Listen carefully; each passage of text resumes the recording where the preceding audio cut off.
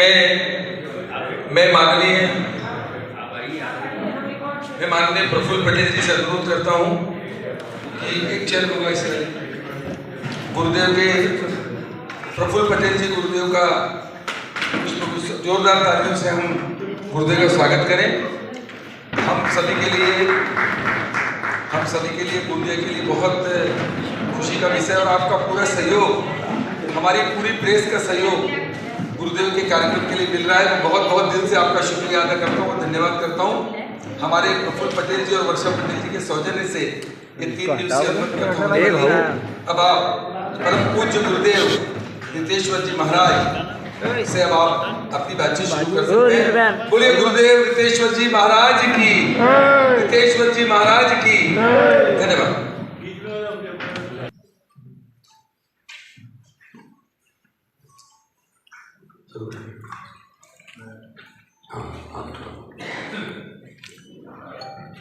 सर्वप्रथम प्रफुल्ल पटेल जी 1-2 मिनट आपसे चर्चा करें।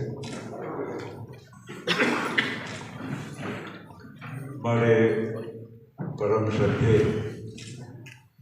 सदगुरु रितेश्वर जी महाराज जी का गोंदिया शहर में, हमारे गोंदिया जिले में, हमारे भंडारा जिले में और हमारे महाराष्ट्र की पावन भूमि में मैं मनपूर्वक हृदय से उनके चरणों में अभिनंदन करते हुए स्वागत करता हूँ। और गुरु जी का आज 1-1.5 घंटे पहले दिल्ली विमानतल पर उनका आगमन हुआ और कल से आप सभी जानते हैं कि गुरुदेव की 3 दिवसीय हनुमंत कथा का आयोजन हुआ है और आप सभी लोग के माध्यम से, आपको भी और आपके माध्यम से सभी भक्तजनों को मैं निवेदन करूंगा कि 3 दिवसीय हनुमंत कथा में सभी को सादर निवेदन करते हुए सबको निमंत्रण देता हूं। और गुरुदेव की महिमा बहुत अद्भुत है। बहुत त्याग तपस्या के साथ गुरुदेव ने अपनी सिद्धि प्राप्त की है और मुझे, मेरा सौभाग्य मैं समझता हूँ कि मेरे परिवार को और मुझे गुरुदेव ने यहाँ पर यजमान बनने का मौका दिया और हम सब लोगों के लिए भाग्य की बात है कि वे यहाँ पर आज हमारे गोंदिया में 3 दिवसीय कथा के लिए उपस्थित हुए हैं। अब मैं आप सभी लोगों का, प्रेस के मेरे साथियों का दिल से यहाँ पर स्वागत करता हूँ और मैं चाहूँगा कि गुरुदेव उनकी वाणी से ही आप लोगों को संबोधन भी करें। महान व्यक्ति लेकिन उतने ही सरल है, उतने ही सामान्य है और गुरुदेव की महिमा केवल गुरुदेव इसलिए नहीं, पर एक सर्व सामान्य और सेवा भाव से उनका जो कार्य रहा। महाराष्ट्र की ये पावन भूमि गोंदिया और यहाँ पर होने जा रही 3 दिवसीय हनुमंत कथा। हनुमंत चरित्र हमें कई जगह मिलते हैं। हनुमान चालीसा हो, सुंदरकांड। हनुमान जी ने कहा, मैं साधना युद्ध की नहीं शांति की करता हूँ। कैसे समग्रता से शांति हमारे भीतर उतरे।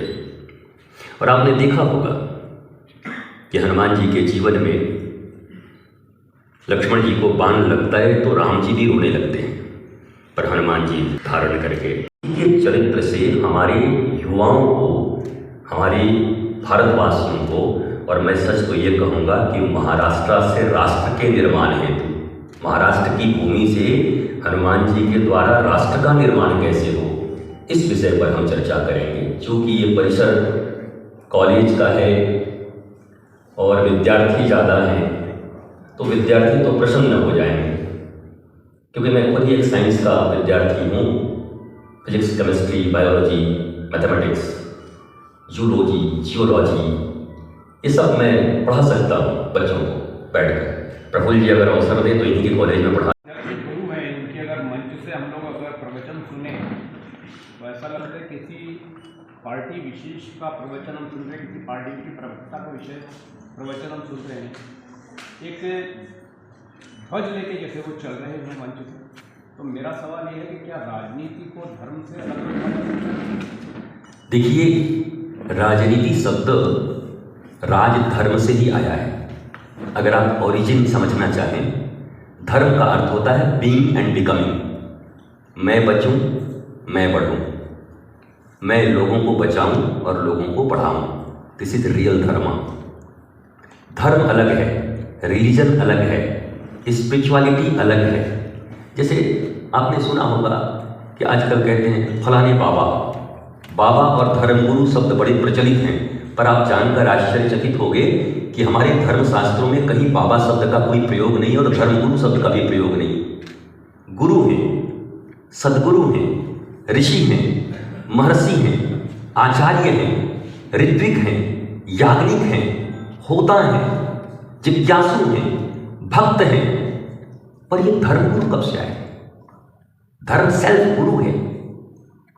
गुरु का अर्थ होता है अंधकार से प्रकाश। गुरु का अर्थ होता है समस्या से समाधान। हर वो प्रश्न जो हमें कृष्ण तक पहुंचा दे, वो होता है गुरु और धर्म का अर्थ। पंथ और धर्म में बड़ा अंतर है। अब राजनीति और धर्म की आपने बात की, धर्मनीति और राजनीति। क्या आप चाहते हैं कि इस मानवीय संसार में या भारतवर्ष में राजनीति अधार्मिक हो, धर्म विमुख हो? हमारे यहाँ एक ही प्रारंभ से नारा लगाया गया, धर्म की जय हो। हमने किसी स्पेसिफिक धर्म की बात की? हमने नाम लिया किसी धर्म का? अधर्म का नाश हो, प्राणियों में सद्भावना हो। हमने किसी जाति की बात की? Caste, creed and religion? नहीं किया। तो प्राणियों में सद्भावना हो, विश्व का कल्याण हो।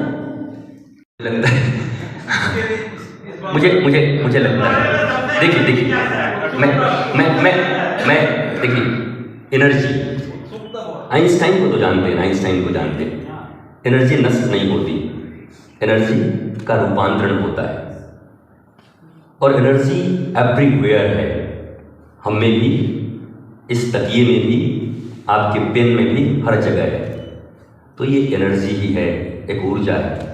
मैंने प्रकृति की, अपने साधना की ऊर्जा को इसमें केंद्रित करने का प्रयास किया है और इसका परिणाम भी है। पर 3 दिन की कथा में और इसके बाद आएंगे, नहीं तो फिर वही चमत्कारी बाबा लोग समझेंगे कि बाबा में तो कुछ नहीं है, डंडई में है। फिर किसी दिन हमको छोड़ करके डंडई लेके लोग भाग जाएंगे, तो फिर मामला खराब हो जाएगा। सदगुरु जी, ये जो आज का आपने शांति की जो बात की जी, तो आज का जो युवा है, युवा समाज है, वो नशा, हिंसा और अवसाद में जो है बहुत तेजी से जो है हमारा समाज में सब एक दुर्गुण है। तो इसका कैसे चिंतन करते हैं और इसमें क्या कैसे सुधार कर सकते हैं? हाँ, देखिए, ये अच्छी चीज़ नहीं है, ये तो हम भी जानते हैं, आप भी जानते हैं। युवा इसमें लिप्त हैं, ये आप भी जानते हैं, हम भी जानते हैं। प्रयत्न हो रहे हैं पर सब असफल हो रहे हैं, ये आप भी जानते हैं, हम भी जानते हैं। नारकोटिक्स डिपार्टमेंट बढ़ता जा रहा है, चीज़ें पकड़ाती जा रही हैं। बड़े बड़े लोग जिनको पद से, धन से बड़ा माना जाता है, जिन्हें सेलिब्रिटी कहते हैं। सेलिब्रिटी शब्द का भी बड़ा गलत दुरुपयोग हुआ है हमारे देश में। सेलिब्रिटी शब्द आया था सेलिब्रेशन से। सेलिब्रेशन मतलब उत्सव। जिसके जीवन में उत्सव है वो सेलिब्रिटी है, जो सेलिब्रेट कर रहा हो अपने एवरी मोमेंट को। पर जो सैड है, जो ड्रिंक्स ले रहा है, जो ड्रग्स ले रहा है, जिसको 1-1 मिनट जीना मुश्किल हो गया है बिना नशा का, वो सेलिब्रिटी कैसे हो सकता है? सेलिब्रिटी का तो मतलब है ऐसे जो हमेशा मुस्कुरा रहा है अपने ज्ञान के बल पर। नॉलेज जिसके पास है वो रियल सेलिब्रिटी है। तो हम